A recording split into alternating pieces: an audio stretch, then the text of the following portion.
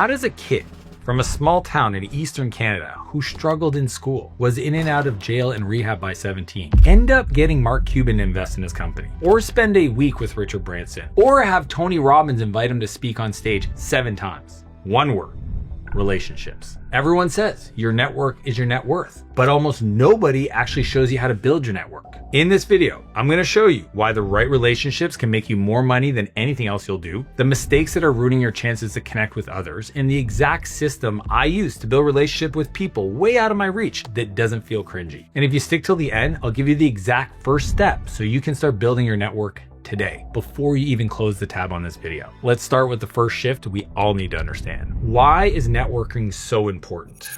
I believe you should think in people, not problems. One conversation in my life can change everything. You're one person away from completely changing your life. One conversation with that person, one intro they make, one new relationship. Maybe it's a business partner. Maybe it's an employee. The average person, they ask, how do I solve this? The most successful people, the richest, they ask, who's already solved this? They default to the who, not how. And my buddy Ben Hardy wrote a whole book on this. Every problem you have, somebody else out there has already solved it. If you build that relationship with them, then you get to inherit the solution because you know them. Trial and error is super slow. Like trying to figure it out on your own costs you years. The people with the blueprint will save you thousands of mistakes they've already made. When I was 28, I decided to move closer to people living a bigger life. That's why I moved to San Francisco. And depending on what industry you're in, you might make the same move. Software people move to San Francisco. Media people are right now moving to Austin. Music people typically move to Nashville. Finance people, New York City. See how proximity is power, and being around the right people, the right environments, those relationships can happen just by being there? Oftentimes, the solution to problems are caught, not taught. So here's what we want to do. It takes 2 minutes. We want to build what I call our hit list.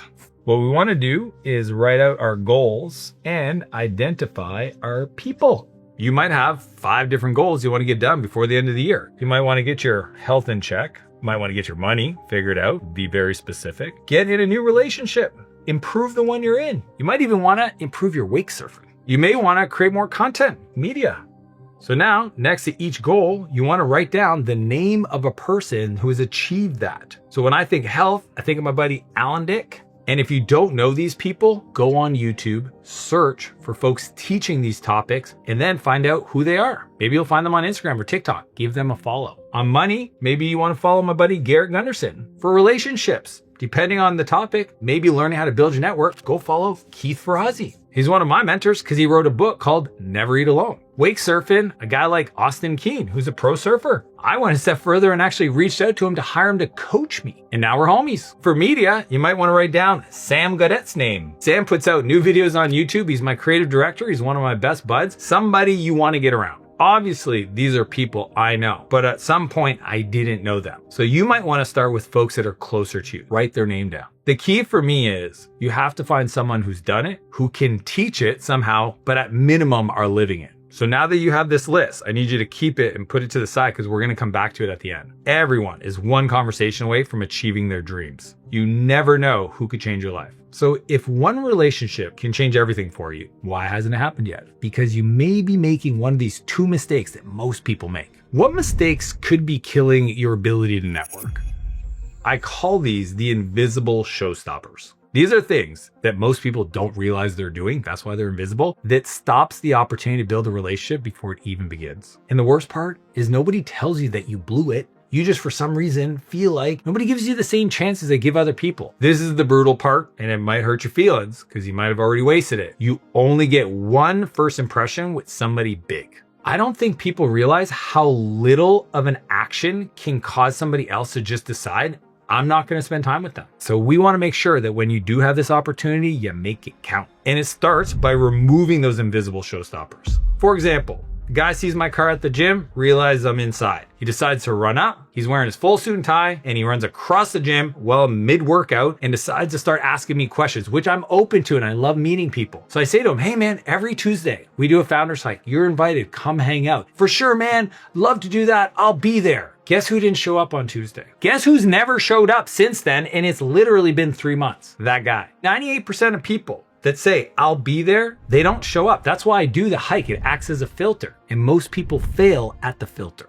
If he would have just shown up at the hike, maybe the thing that he wanted my help on might have made sense. But because he couldn't do something as simple as doing what he said he was going to do, I decided to move on. Now, if we ever meet again, I have that first impression of him, so it'll be hard for me to overlook it. The way you act in general can get back to the person you want to build a relationship with that you don't even know. And that's why it's an invisible showstopper. For example, there was a guy I was thinking of partnering with. Let's just call him Bobby. And then I have a buddy. Let's call him Mike. My buddy Mike found out that I was talking to Bobby. Mike informs me that Bobby talks shit about other people all the time. And for what it's worth, I don't know if you're going to do something with him, but I wouldn't. Mike, thank you. Enough said. Hang up the phone, decide not to talk to Bobby. The scary part is that Bobby never knew. Bobby didn't ever treat me poorly. He never talked shit about people in front of me, but the way he acted and talked about other people got back to me. So to ensure you got the best chance of building the best relationships, let's make sure we don't do these 4 major invisible showstoppers, and I'm gonna give you the fix for each one.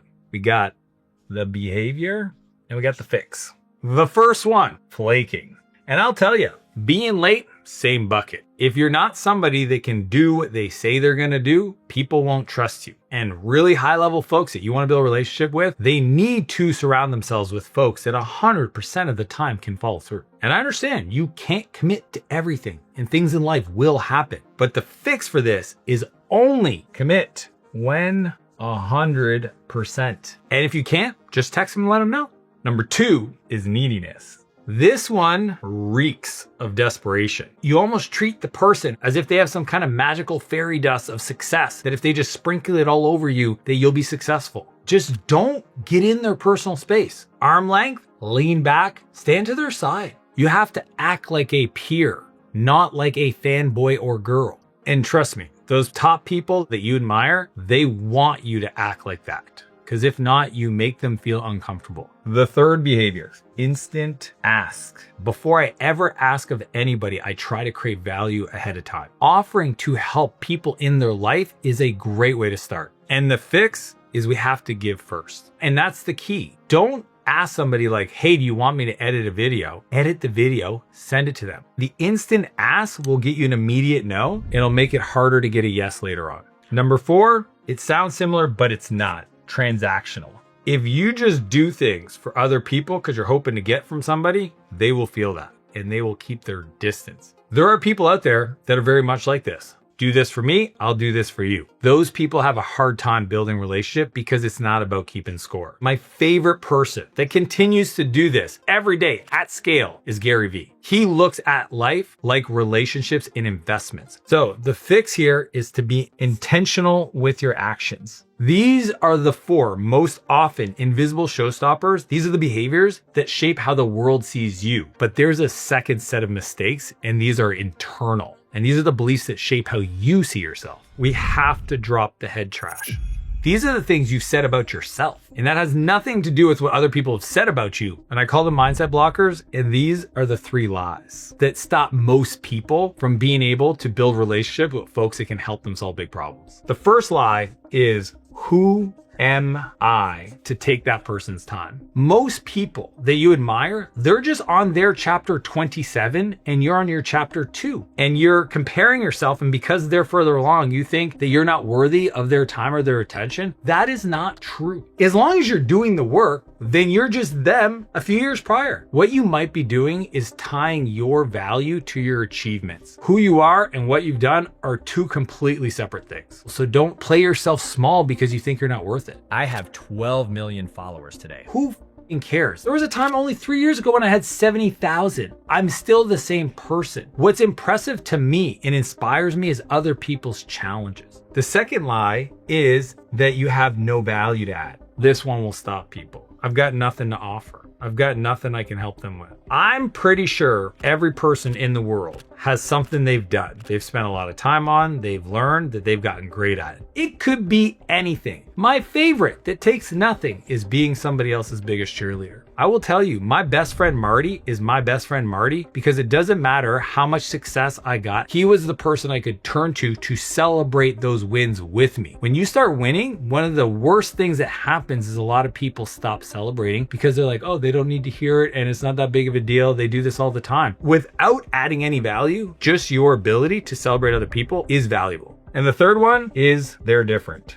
Guess what? Everybody uses the toilet the exact same way. Think about that next time. I heard Joe Rogan say this once, talking about Kim Kardashian and all these celebrities that everybody admires. And he goes, they all go to the bathroom. They're human. They're normal people. There's nothing different about them. Be kind, be interesting, be curious, but stop putting them up on a pedestal. They've just done things for a longer period than you have. They've made different decisions in life, but they're just like you. I find this so funny. I consider myself humanity's biggest cheerleader. First and foremost, I just love people. I love seeing people win. Some people literally say to themselves, oh, I don't want to be somebody else's fan. And it's like they're too cool. That's just weird to me. Be somebody's fan. Celebrate them. Book comes out, be the first person to buy. They post, especially your friends, be the first person to leave a comment, share their post. That's what friends do. And guess what? The energy you put out in the world comes back to you. Now, before we get into actually how to activate your network, here's a quick hack. Get in the right room. And we'll talk more about this in a bit, but some of those rooms, I put those on myself. My team and I run events all the time, all year long, all over the place. And yes, all the top people that follow my videos, they come to my events. These are the people that are looking to unlock their life through relationships because they understand the who is more powerful than the how. So if you want the chance to be invited to one of those rooms, just find me on Instagram and DM me the words YouTube events so we can chat to see if what I've got coming up might work for you as well. All right, so we fix how the world sees us. We fix how we see ourselves.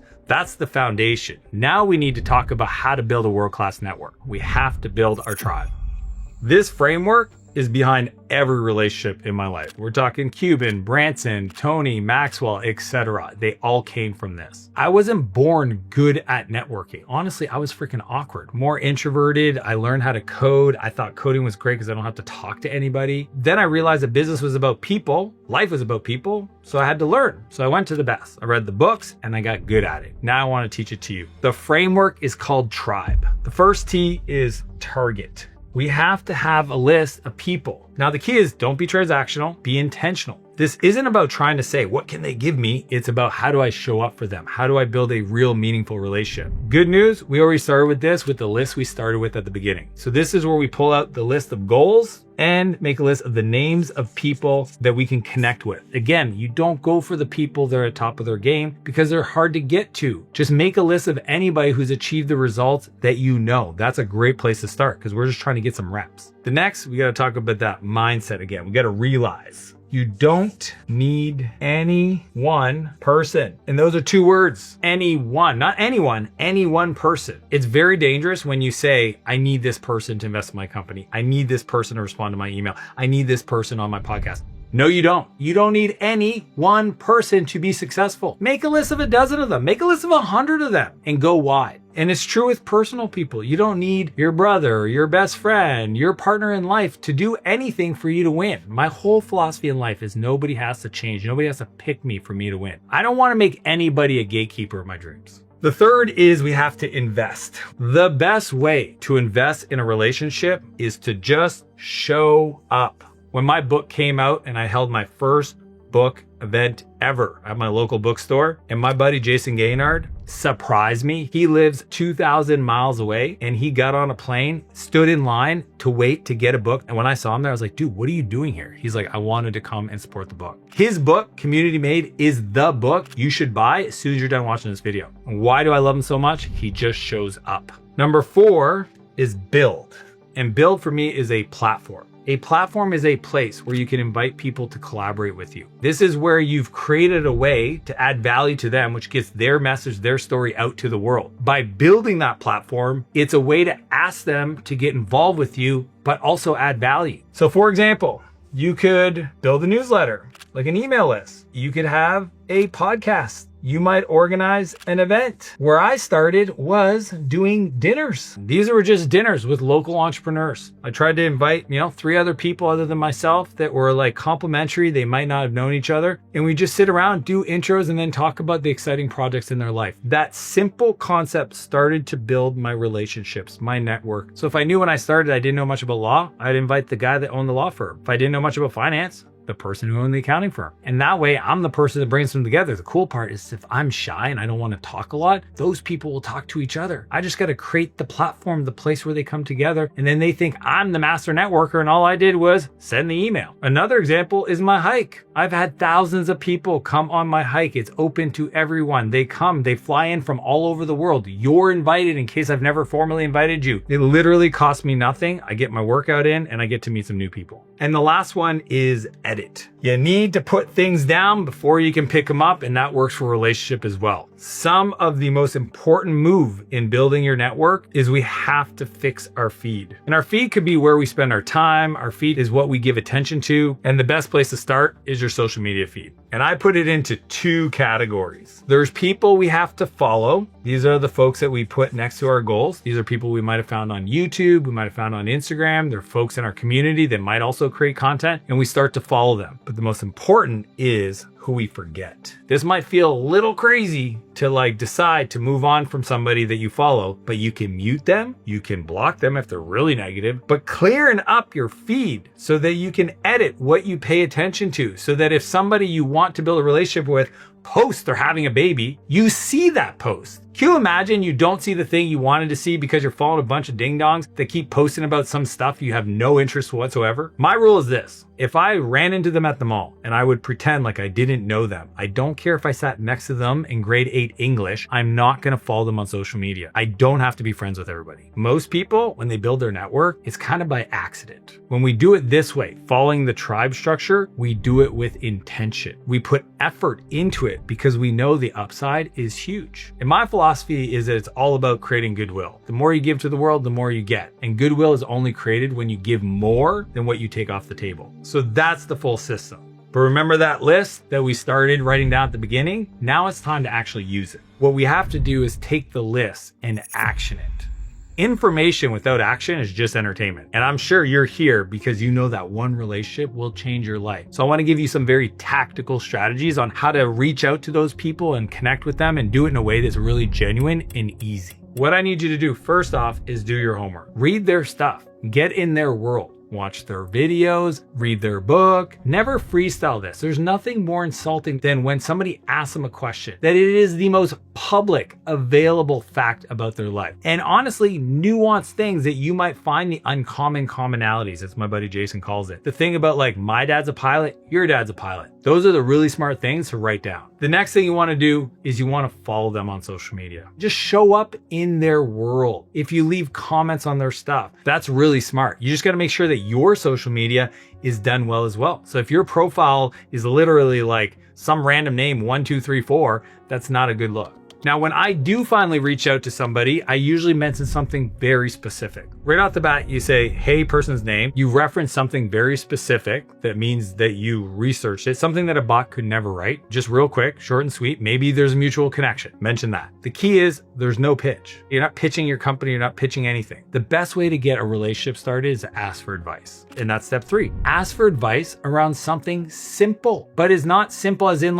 they write about this online. If you ask me how to start an AI company and you haven't Googled how to start an AI company, Dan Martell, and find the 13 videos that I've done, that just is a bad look. But to ask something specific, as an example, hey Dan, I watch your videos and I went down the rabbit hole and I'm debating should I use Grok Build or Codex? That's a question I have an opinion on that I could possibly answer that is short and sweet. And anything that sounds like, can we collab? Can you promote my thing? Can you invest in my company? Those things get filtered out. That's the asking first before you create more value. The key is to just show effort. And also put your cell number in the email. That's one of my go-to moves. I literally send my followers, if I notice somebody notable follows me, I just send them my cell number. And I just say, text me and we'll connect over cell numbers. If you send me an email and I'm driving and I want to talk to you and I want to answer your question and you make it really easy for me to find you, I'm just going to click your number and I'm going to call you. Now, when they reply, immediately thank them and tell them that you did something with it so that they know that time, that reply was well used. So for example, Grok Build, this AI thing, or Codex, hey, I never thought of Grok Build. I tried it out. I built this new app. Thank you so much for that advice. It lets me know that I was helpful, which feels good. Now I'm building a relationship. Now you have a chance to reply and maybe offer some help. So if you notice that my book's launching soon and maybe there's an opportunity for you to volunteer to help support some online community to get the word out, that would be a great way to offer value. When I first moved to San Francisco and I didn't know anybody, I reached out to this woman named Cassie who ran the largest events business in the city, and I just offered to volunteer. This was after I had sold my company and I was a multimillionaire. I still knew the best way for me to connect and build relationships was to be in the right room, and the easiest and fastest way to do that was to volunteer. So what did I tell Cassie? I was like, hey, do you need somebody to recruit and reach out to other speakers for your events? She's like, yeah. I go, cool, give me your hit list. Well, now I could reach out to all these people, asking them if they wanted to speak on her event, not even mine. And then they thought I was associated with the event, but I just asked for permission to reach out to those people on her behalf. She said, cool. And then I started building relationships with the top entrepreneurs in the city by adding value to people before I ever asked for anything. And the last thing is, don't let the relationship die. Like my friend Jen's 1 million follower goal, she achieved it. Or Natalie, 1 million on YouTube, she achieved it. I was the first one to be in there, comment there, screenshot, send them a text message and let them know just how cool it was. And that takes nothing, but it means everything to people. Don't put the heavy lifting on them. See what they're working on and think about problems that might be coming up. You don't just offer them help, you offer to help their team. When somebody reaches out to me and says, hey, I saw Sam, or I saw Arturo, or I saw Todd talk about this, does he want an introduction to this person and they're like a top person? That's perfect for me because then they're helping my team. I like that just as much. Remember, be short, concise, and say something that a bot could never say. Do not use AI to do these outreaches. You can use it for inspiration, but you need to actually do it yourself. If you do that, you will start to build a relationship with incredible people that can solve your biggest problems. And the best part is they will pull you up when you're feeling down. And that is why having rich relationships, and I don't mean money, I mean the quality of those relationships, that's probably more valuable than anything they could ever do for you. You want to get to a place where you have a problem with money, you got a guy. You got a problem with people, you got a guy. You need to hire somebody, you got a person. Especially if you're a content creator, understand that building that brand or building those relationships, when you know you can reach out to the world's best person in the world on a topic or a problem, you start to feel invincible. That's why I do what I do. So here's what I want to do. I would love for you to leave a problem below in the comments. What's that one problem that you know you need a person to help you solve? In the comments below, let me know what the problem is. If I know somebody, maybe I'll reply with a name. And everybody else, read the comments. And if you know somebody, tag them in the comments. This is where I'm giving you a chance, all of you, to build a relationship below with each other. And remember, if you want to get into a room of world-class people, people that understand how I live my life, how I execute in my business, and you want the opportunity to talk to me about what events I've got coming up, just find me on Instagram and message me the word YouTube events, and we'll see if what I've got coming up is a fit for you. And if you want my full course on how to learn how to build a business from absolute scratch and scale to millions a year, just click the link and I'll see you on the other side.